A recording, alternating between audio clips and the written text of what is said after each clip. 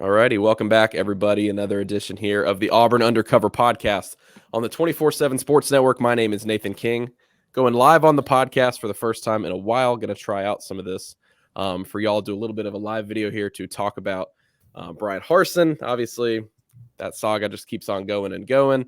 Auburn basketball's got a game coming up Saturday against Texas A&M, and then Jason Caldwell is here with me to talk a little bit of Auburn baseball as well, because they are starting to get in the news. The SEC preseason poll came out today, but we'll start, Jason, with the news of the day, of course, is the Auburn baseball preseason. I'm just kidding. Yeah. Bryan Harsin.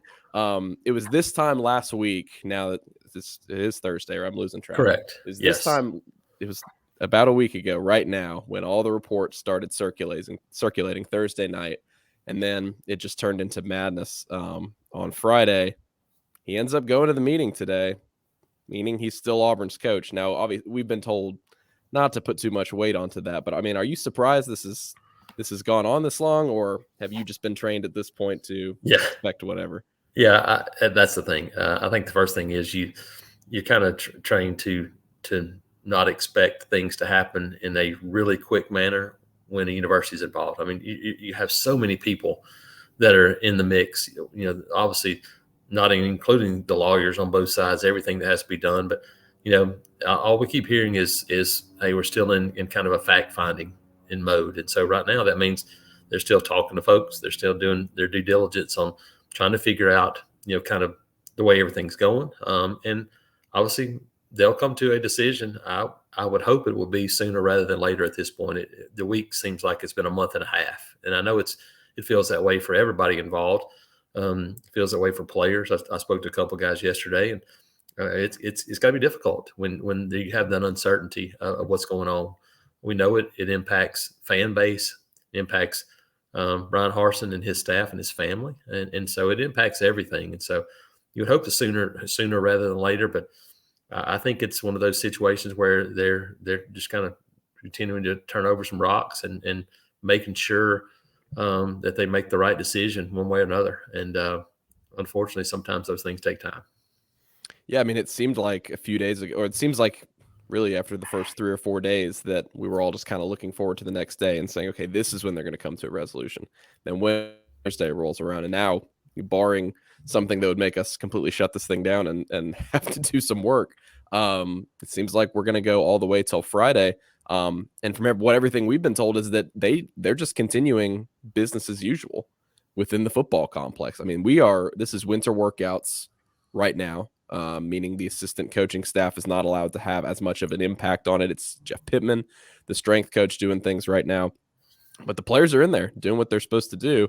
And like you said, the assistant coaching staff, I mean, everybody involved in the program right now is held in a limbo as they continue to kind of draw out this situation and fail to reach a resolution on this.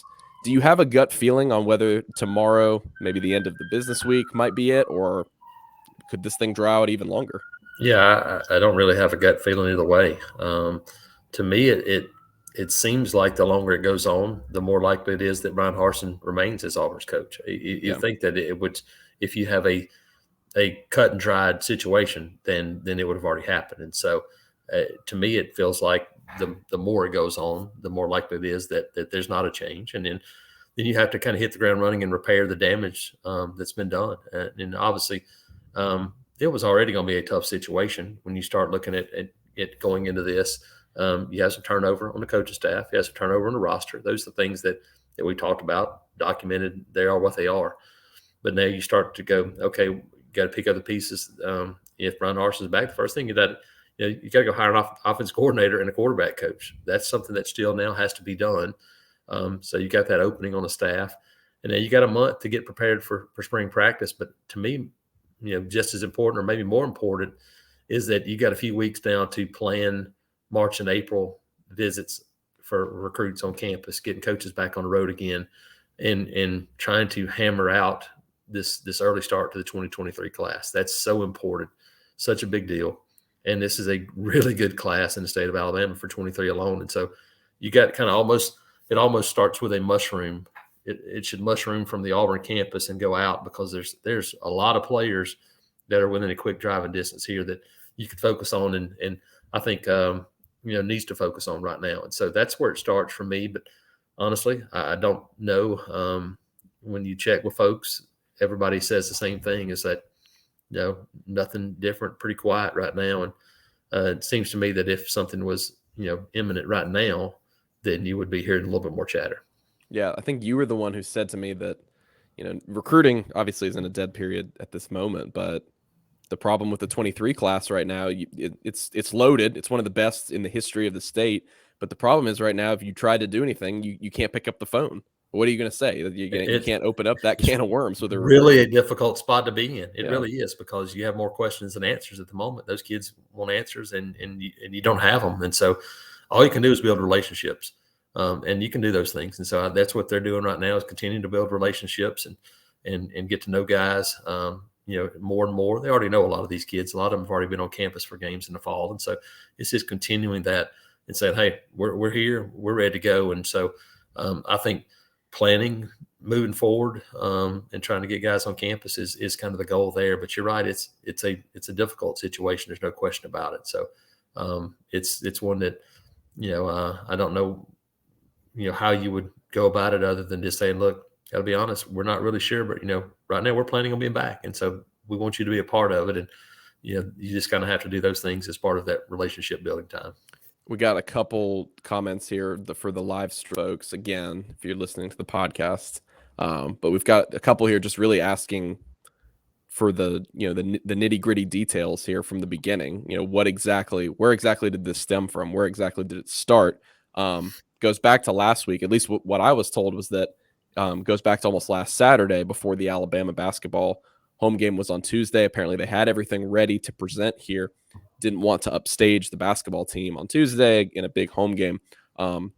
So last Wednesday sounded like it would have been the first day of this. And according to the ESPN report, what this is it's Alan, and Jason, you stop me if I'm getting any of this wrong, but it's Alan Green and other university leadership, General Burgess, obviously President Goosh, sort of exit interviews with those who have departed the program or been asked to leave the program. Talking about assistant coaches, talking about players, talking about GAs, everybody in that building, sort of getting their opinions about Bryan Harsin as they exit the program.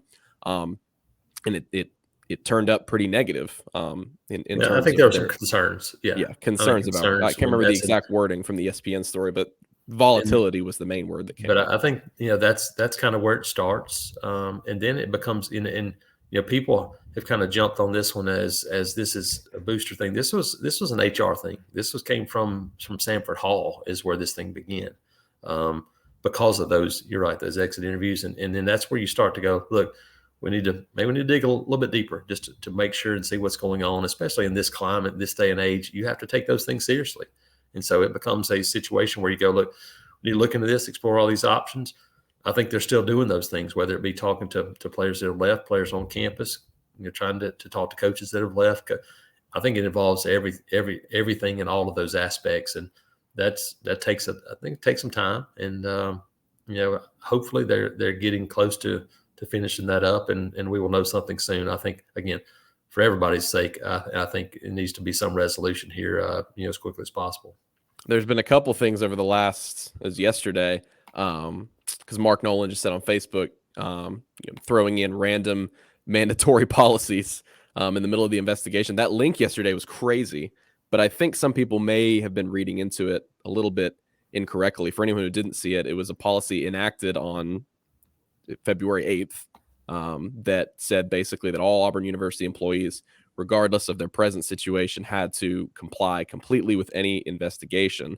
So obviously, you can kind of put together the context clues there that it related a lot to what Bryan Harsin was doing. But I think it was less of them putting it out there and saying, oh, well, we can enact this policy and we can fire him the next day for it. It's not really how that works. That's going to get you in an absolute legal nightmare if they're not already in one. I think that was kind of just them covering and saying, hey, this has not been fun. This has been handled really poorly by us.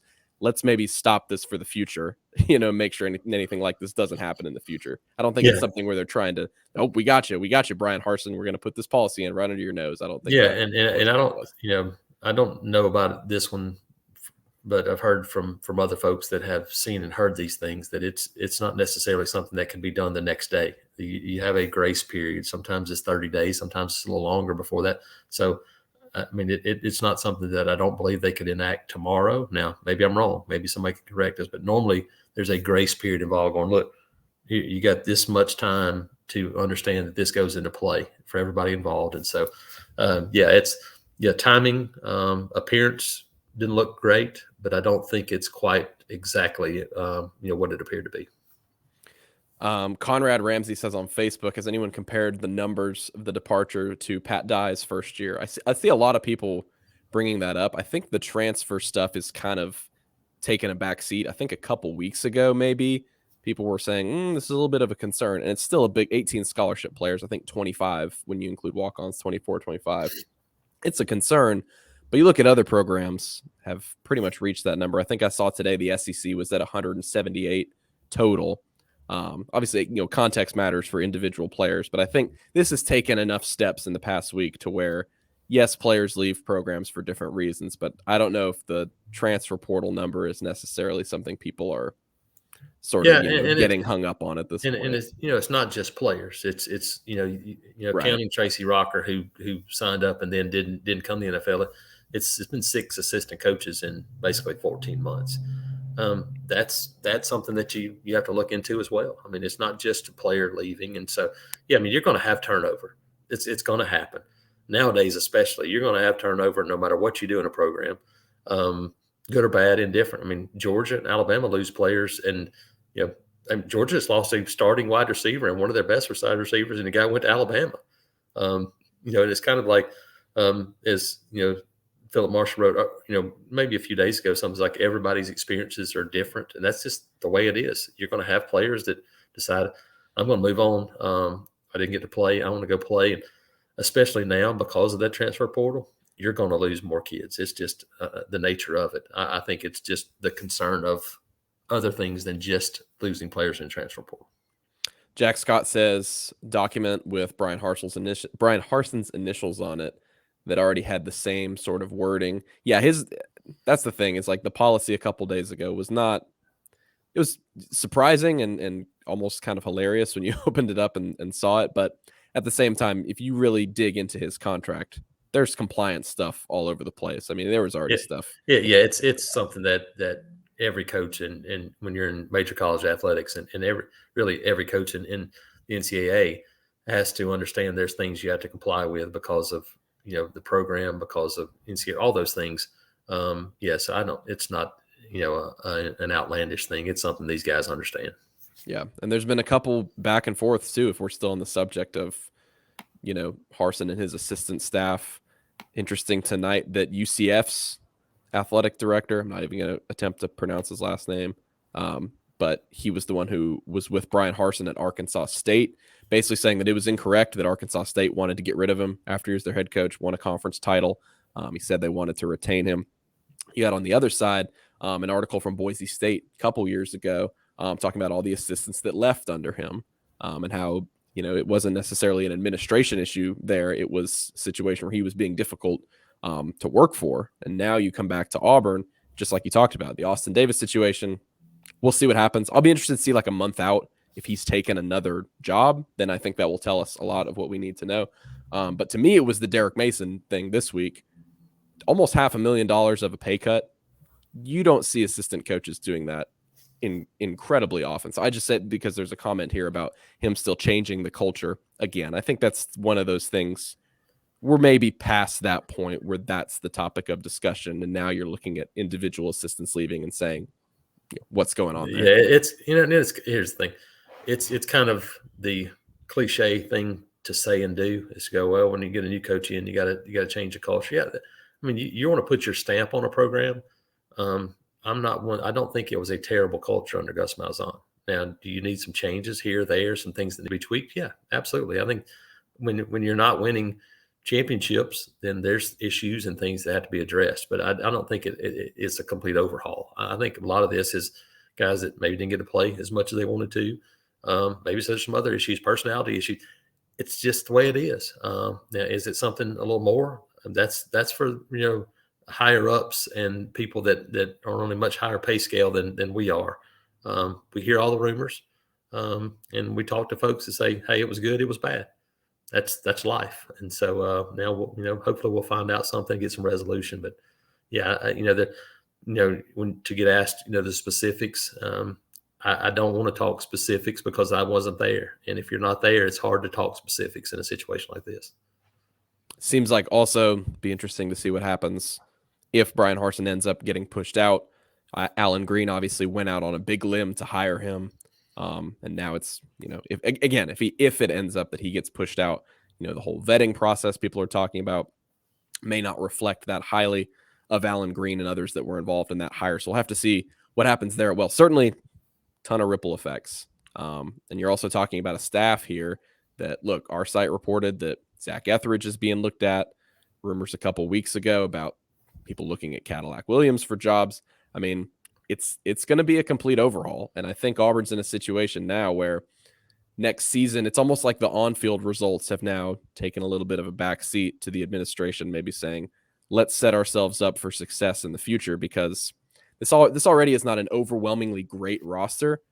But if you completely blow up this coaching staff just to say, hey, let's get better down the road, winning 6 games will probably be difficult next year. You're gonna deal with some issues no matter what. When you look at there's some lack of depth issues at a couple positions. You're gonna have those. Yeah, if you blow up a coaching staff, you may have more in the short term than you even expect. And so that's the thing that you look at from this perspective is, what's it look like 2022, and then, hey, what's it look like 2024? That's why it's so important to get things settled. Ryan Harsin back or not back, it's so important to get it settled because, even though it's a dead period, phone calls, talking to kids, talking to high school coaches, this is the time when a lot of that is accomplished to get guys prepared to come on campus. Hey, come watch us practice. Come watch our 8A game, spring game. All those things. There's kids you want to see once they start practicing. You want to kind of make sure that they understand that, hey, you're on our radar. We're coming to watch you practice.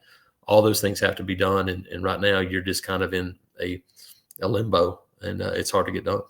It's coming up quick. Spring practice is in like 3.5 weeks. Yeah, basically about a month or so. It's right after spring break, I think. So you got about a month to get prepared, and like I said, for Bryan Harsin, you got to hire an OC and a quarterback coach to and we expect Bryan Harsin and Eric Kiesau to be involved in that offense no matter what. So it's not like it's going to be a drastic change, but it's a guy that's really involved in that offense as a quarterback coach and OC by title. So to have that guy in place to start recruiting your 2023 group at quarterback, you need at least one every class. So yeah, there's a lot to be done. Again, just to see when that happens. Yeah, and it's our understanding that it would be a decently quick process to try to turn around, and that, like, they don't want to dilly-dally in a coaching search if they do end up. Yeah, I don't think if it were to happen, I don't think right. you see a long drawn out search right. with this because of the timeline. Like I said, to me it kind of has that feel of right now. The longer it goes on, the more likely that Bryan Harsin remains. At least right now, things can change in an hour. Who knows? But that's certainly what it feels like right now. Yeah, I agree. I think if you go into the weekend, get through that basketball game on Saturday, which I would hope they wouldn't do any news on Saturday. Again, I think they're trying to maybe not upstage the basketball team, but you never know. It's not unprecedented. Things like this have happened before, but certainly, this has been the talk of college football, at least a coaching circle like this, a coaching cycle. Over the last week, and it's seemingly provided something new every single day. Today was the Birmingham stuff. Again, he did report to Birmingham. That was expected come late last night. It started to hear that it seemed like he was going to go there. Don't know if that makes a huge difference, and he obviously declined to comment about anything as he left. Was not a surprise at all. We'll pivot a little bit to basketball now, something a little bit more uplifting for Auburn fans, although Auburn did drop their first game in 19 games, or first game in 20 games, 19-game winning streak. Finally comes to an end in Fayetteville a couple nights ago against Arkansas. And Jason, it only took the largest crowd in Arkansas history, Auburn, to be without its starting point guard, and another overtime game for Auburn's 19-game winning streak to be broken. And they had tons of chances there at the end of the game. So, I mean, there was concerns in this game for Auburn. They didn't play a great game on certain sides and in different facets, but really, I mean, it was almost another case of this team just finding ways to win there at the end of the game, even in one of the most obvious looking, final score settings. Jabari Smith makes two just incredible shots to just extend the game. Yeah. So I really don't think, I think you and I were talking about it a while ago. What would Auburn's first loss be? We were kind of looking at this Arkansas game and saying, this is a really good team right now. It's a really tough road spot. And I mean, honestly, the pressure is kind of pulled off right now. If you're Yeah. Auburn, when you don't you lose for so long, you're kind of waiting and waiting to see when that first loss is going to come. They don't have to do that anymore. Now they can just go out and play loose. But I think, it wasn't the worst loss in the world, but there were some concerns for Auburn too. Yeah, I think you look at it and lost 2 games this season, both of them in overtime, both away from home against 2 teams that will probably both be ranked next week. Arkansas probably should have already been ranked based on what how they've been playing recently. But yeah, you look at it and you have every opportunity to win the basketball game and shoot terrible from the free throw line, turn the ball over, but you do what you had to do to stay in a game, and that's what they do. But I think when you start looking at the way this thing goes, now you've got a chance to rest and recuperate a little bit. I mean, the Georgia-Arkansas turnaround was a quick one when you look at having just a couple of days to respond. And it was the first time that, Wendell Green and Katie Johnson had to go out there and play those extra extended minutes. And I thought it showed up, especially in game 2. I thought when those guys got out there, you could see a little bit. And you look at free throws and shooting, that's legs. That quick turnaround, I think, was going to be bothersome anyway. You heard Bruce Pearl after that Georgia game saying, look, we might not even practice. And they did take a much, less taxing couple of days there. But now you got a chance to kind of get back on schedule a little bit. It looks like probably get Zep Jasper back, maybe Leor Berman as well. And, Leor Berman hadn't played in a month. And so that's one less body in that rotation that you had playing. And then you took 2. And so you've been about 2 of those guys this last week and thought it showed up. But you still, it took all of those things to beat you in overtime in that environment, that situation. It may not be the best team that Auburn plays this year. It may be the most difficult situation they play in all season long, including the NCAA tournament, because that's 20,000 and the smallest Auburn crowd you're going to have probably this season. You'll have more people in Gainesville. You'll have more people in Knoxville. You'll have more people in SEC tournament, NCAA tournament play, and surely in Starkville. That's as lopsided a crowd as you're going to face all season long if you're Auburn. And so getting Zep back, calming influence, a guy that doesn't turn it over a ton, really good defender, that's just a big deal for this team. So I think for them, you look at it and go, it's basketball. You're going to lose games. That's the way it is. You respond and move on and get back to kind of playing a little bit. And I think people, hopefully they realize too that this isn't a team that goes out there and wins games by 35 or 40. It's just not how they're made. They're going to play defense. They're going to grind. They might win some of those games down the stretch. If they do, that'd be really good. But most of the time, they're going to have to. They'll have a run or two, sustain it, and then open up at the end with their depth. That's the way they've kind of made. And when you don't shoot it well, it's hard to get over the hump. And they did against Missouri, barely, not quite enough to get over the hump against Arkansas doing that same thing. Yeah, I mean, the defense for Auburn has traveled. That's what Bruce said today, man. Defense and rebounding is really, I mean, that's the cornerstone of any successful team. And that's traveled for them. I mean, boy, it's like a 31-15 advantage in the first half. Arkansas didn't have an offensive rebound in this game until there was like 13 minutes left, something like that. Now they had a really big one in overtime. There, Jalen Williams free throw pulls it down off the free throw. Yeah, but the free throw problems, I mean, that Auburn already, I think, was 8th in the league, I think close to 75% on the season, maybe 7th. Heading into the game, 8 of 17. And here's what Bruce was saying, like 17 free throws on the road in the SEC. That's not bad. Like that's especially when you consider, right? Yeah, especially when you consider you missed a few front ends. Mm-hmm. The free throw disparity really didn't show up until the end of the game when you had to foul Arkansas. Right. It really didn't show up. I mean, it was a pretty evenly called game in terms of the way it was called. Now I don't like some of the way it was called with a ton of touch fouls 30 feet from the basket. I just don't like that. Offensive fouls. Yeah. And those are a little bit too much for me. but it wasn't one sided. Sometimes you can see a huge disparity in a game and go, man, that didn't seem right. This one, it was fairly even until the end of the game. So it was just a matter of making. Arkansas made them, Arkansas and Auburn didn't, and in the end, that was the biggest story of the game.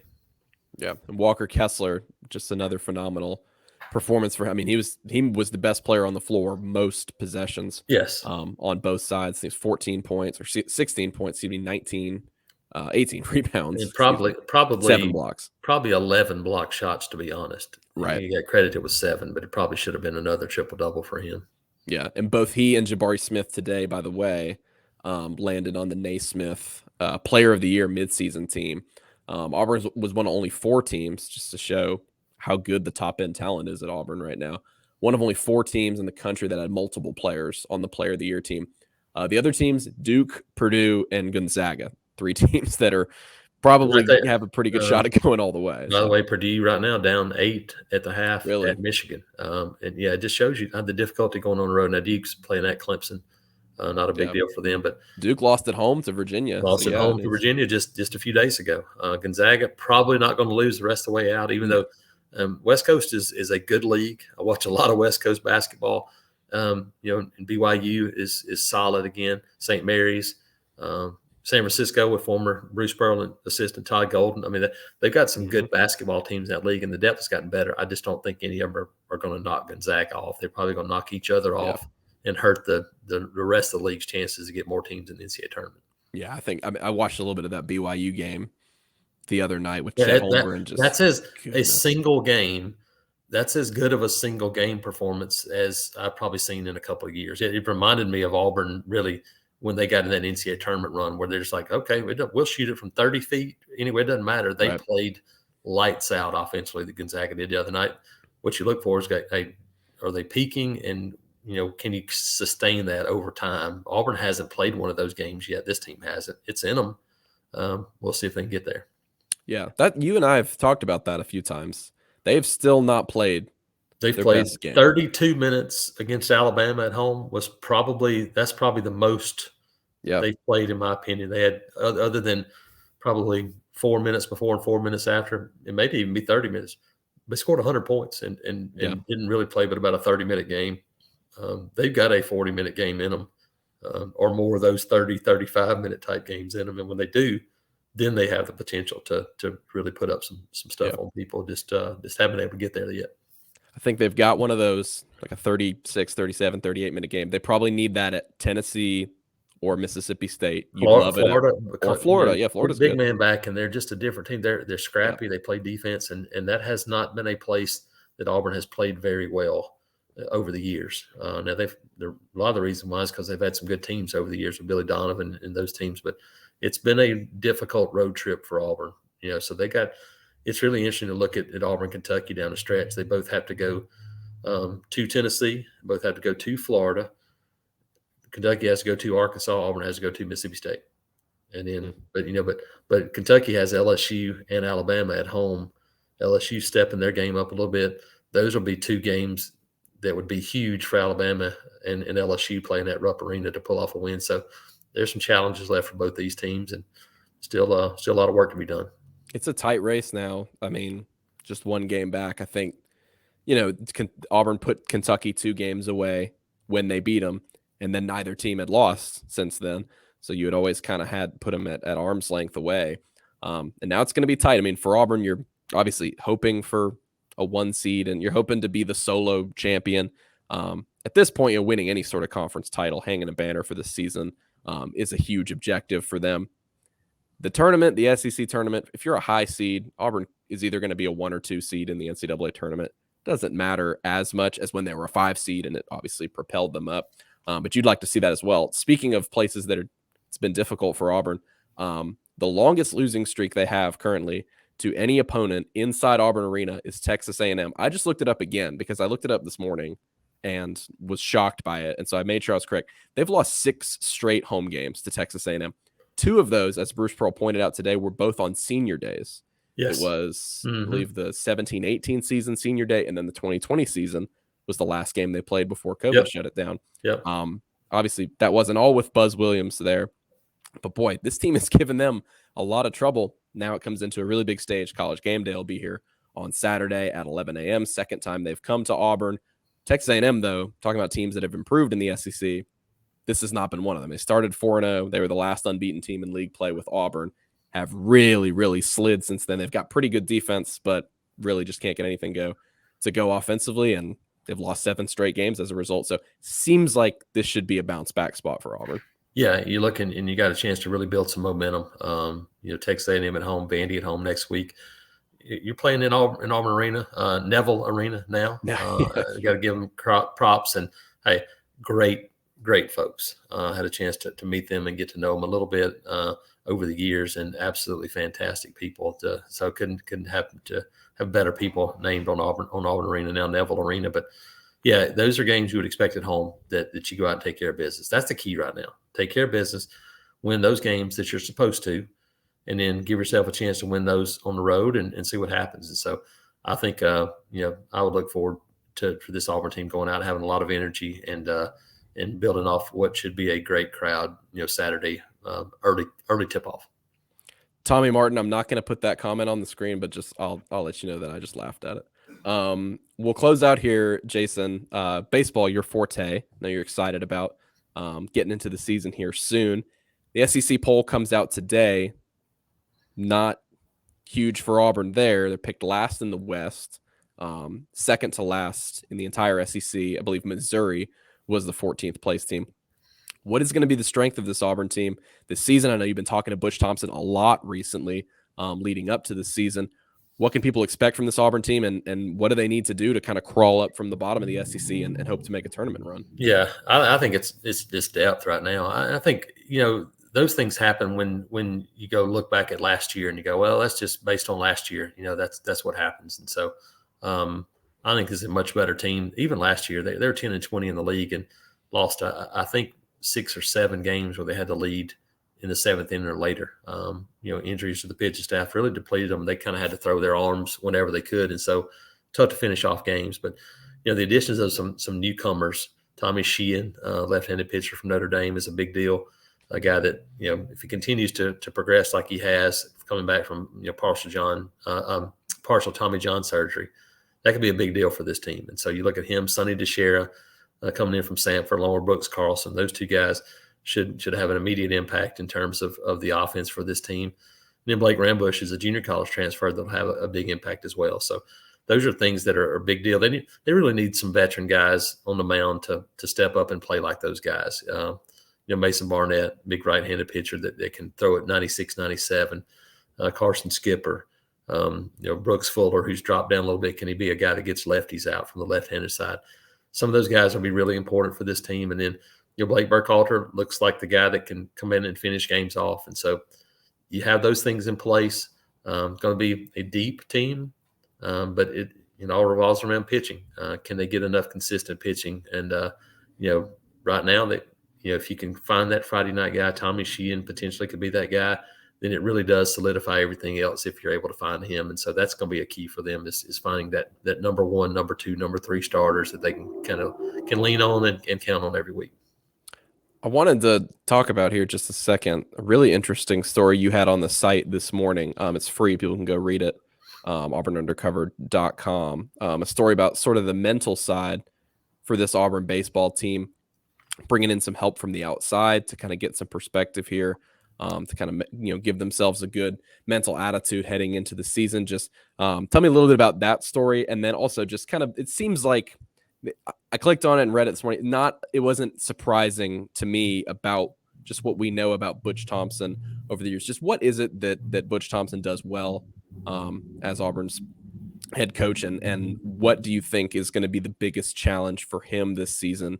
Like we just talked about, not on the field, but just kind of the biggest challenge off the field, to make sure that this is a team that strives towards success and is a team that can bounce back from last year where they didn't have a great record. Yeah, I think, probably the best thing that Butch does is relate to people. I think that's his strength. That's what he does exceptionally well. And so, one of the things he wanted to do was, hey, let's go out and make sure that we give, and I talked to him the other night, he said, make sure we give these players every opportunity to be successful in every facet of life. And that's on and off the field. And obviously, it's on the field's a big deal. But you talked about self-confidence and no excuses, and that's not just in baseball. That's in life, and that's one of the things that you look at is, hey, believe in yourself, and hey, just get the job done. And so they talked to a mental coach, a guy that has worked with St. Louis Cardinals, bunch of Fortune 500 companies, Olympians, all kind of people,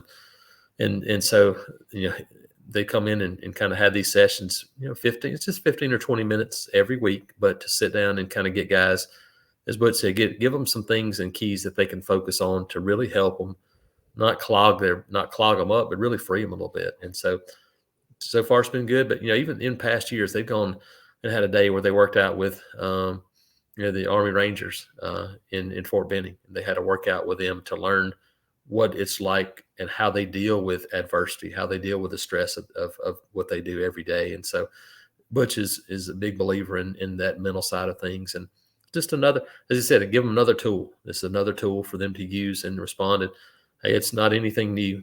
Golfers were really the first ones that did it because it's such a mental game, golf is. And so, Bob Rotella is a guy that's been doing it for years. And now most every professional golfer has a mental coach, has somebody that does those things. But Alabama, sports psychologists, Miami, others have used them for years in football and other sports. And so I think for him, it's just an opportunity to give them a little more, opportunity to succeed and to deal with everything they deal with as student athletes. February 18th. So that is a week from tomorrow. Next Friday, they're opening up in Arlington. Jason, I wouldn't be the least bit surprised if you told me that you were taking a road trip over there to cover that, heading out to Arlington, Texas. Is that the Rangers new? It is. It is where the Texas Rangers play. No, I seriously considered it, but we got birthday weekends, and with baseball, it's one of the few times if they're away. Now I will go to a couple of road trips a year, but because your weekends are tied up because it's every Friday, Saturday, Sunday, and normally every Tuesday, Wednesday during the year. Got to take advantage of having some birthday times for my little one and for my wife and some others that we'll do next weekend. Get them all done at once, and so I'll be tuning in and following along, but actually won't be in Texas. Gotcha. Well, it looks like a good. It's all three Big 12 teams. Texas Tech is number 12 in the country, so that should be a good one. They open up with Oklahoma on Friday, and then close out with Kansas State on Sunday. So next weekend, baseball will start up, and Jason has it covered always from top to bottom at auburnundercover.com. So super excited about that. Thank you guys so much for listening. If you guys are listening to the podcast, thank you so much for listening to this episode of the Auburn Undercover Podcast. If you guys are watching the live stream on Twitter or Facebook, thank you guys so much for watching. Hopefully you guys enjoyed it. Going to try this out moving forward. Will Thrasher says gut feeling on Harsin coaching in 22. Yeah, we're gonna push aside the predictions and try not to do that. Since if you missed it earlier, I'd say the longer it goes on, the more I lean towards him being the coach in 2022. Right. That'd be my thoughts. Yeah, we'll see. I think tomorrow could be a big day. We'll see. It's the work week. It's the end of the work week. We all know about 5 p.m. news dumps are a thing, and I think could be a very real possibility tomorrow. So we'll check that out. If you guys are listening to this on Friday morning, maybe buckle up. But if it goes through the weekend, we'll see. Like Jason said. So hope everybody enjoyed this edition of the podcast. If you guys enjoyed it, please leave us a 5-star review wherever you guys listen to your shows. And until the next episode, we'll catch you guys later. Everybody have a great rest of the week.